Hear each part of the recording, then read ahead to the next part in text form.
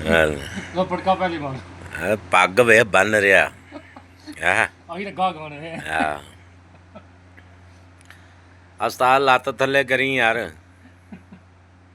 ਉਸਤਾਦ ਲੱਤ ਥੱਲੇ ਕਰੀ ਹੁੰਦੀ ਲੱਤ ਸਹੀ ਆ ਰਹੀ ਹਾਂ ਹਾਂ ਤੂੰ ਗੱਲ ਸ਼ੁਰੂ ਕਰ ਅੱਛਾ ਉਹਦੇ ਪੁੱਤਰ ਦਾ ਰਿਸ਼ਤਾ ਹੋਣ ਲੱਗਾ ਨਾ ਅੱਛਾ ਤੇ ਉਸ ਆਖਿਆ ਪੁੱਤਰ ਨੂੰ ਵੀ ਗੱਲ ਏ ਮੇਰਾ ਪੁੱਤਰ ਵੀ ਤੈਨੂੰ ਵੇਖਣ ਵਾਸਤੇ ਆ ਰਹੇ ਨੇ ਅੱਛਾ ਤੇ ਜਦੋਂ ਆਉਣ ਨਾ ਗੱਲਾਂ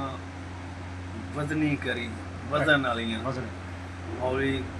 ਤੇ ਗੰਦੀ ਗੱਲ ਨਾ ਕਰੀ ਅੱਛਾ ਕਿ ਠੀਕ ਹੈ ਉਹ ਬੰਦਾ ਹੀ ਕੋ ਸਿੱਧਾ ਜਿਹਾ ਉਹ ਮੁੰਡਾ ਇਹ ਗੱਲ ਤਾਂ ਮੁਕਤ ਸੇਰੇ ਵੀ ਜਦੋਂ ਉਹ ਆਏ ਨਾ ਅੱਛਾ ਉਹ ਬੈਠੇ ਉਹਨਾਂ ਕੇ ਵੀ ਸਦੋ ਮੁੰਡੇ ਨੂੰ ਮੁੰਡਾ ਆ ਗਿਆ ਜਨਾਬੇ ਵਾਲਾ ਉਹਨਾਂ ਨੇ ਕੋ ਸਲਾਮ ਦੁਆ ਲਿਆ ਅੱਛਾ ਉਹਨਾਂ ਕੇ ਹੋਰ ਸੁਣਾ ਉਸ ਆਖਿਆ ਉੱਠ ਉੱਠ ਉੱਠ ਬੜਾ ਭਾਰਾ ਹੁੰਦਾ ਹੈ ਹਾਂ ਉਹਨਾਂ ਕੇ ਇਹ ਕਰਦਾ ਕੀ ਹੈ ਉਹ ਮੁੰਡਾ ਤੈਨੂੰ ਆਖਿਆ ਹੋਰ ਗੱਲਬਾਤ ਸੁਣਾ ਸਕਿਆ ਹਾਥੀ ਪਹਾੜ ਉਹਨਾਂ ਕੇ ਇਹ ਤਾਂ ਦਿਆ ਭਾਈ ਪਾਗਲ ਹੋ ਜੀ ਉਹ ਜੀ ਉਹਨਾਂ ਕਿਹਾ ਸੀ ਤੈਨੂੰ ਕੋਈ ਗੱਲਬਾਤ ਆਨੇ ਆ ਸੁਣਾ ਤੂੰ ਕਦੀ ਉੱਠ ਕਦੀ ਹਾਥੀ ਕਦੀ ਪਹਾੜ ਅੱਛਾ ਉਸ ਆਖਿਆ ਜਹਾਜ਼ ਹੂੰ ਉਹ ਉੱਠ ਕੇ ਤੁਰ ਪਏ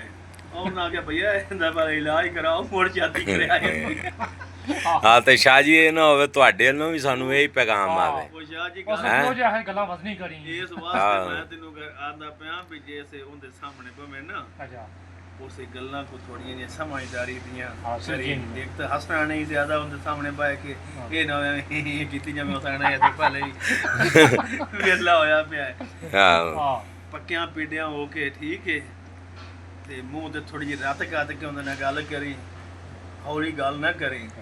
ਹਾਂ ਵਸਣੀ ਕਰ ਲਓ ਗੱਲ ਬਦਨੀ ਕਰੀ ਇਹ ਨਾ ਵੀ ਤੂੰ ਵੀ ਉੱਥੇ ਹਾਥੀ ਤੇ ਉੱਠ ਤੇ ਪਹਾੜ ਤੇ ਜਹਾਜ਼ ਹਾਸ਼ਾ ਗਿਣੀ ਬੈਠਾ ਹੋਣਾ ਇਹ ਤਾਂ ਇਹਦਾ ਇਲਾਜ ਹੋਣ ਵਾਲਾ ਸ਼ਾਦੀ ਨਹੀਂ ਹੋਣ ਵਾਲੀ ਹੈ ਆ ਵੇਖੋ ਹੁਣ ਕੀ ਬਣ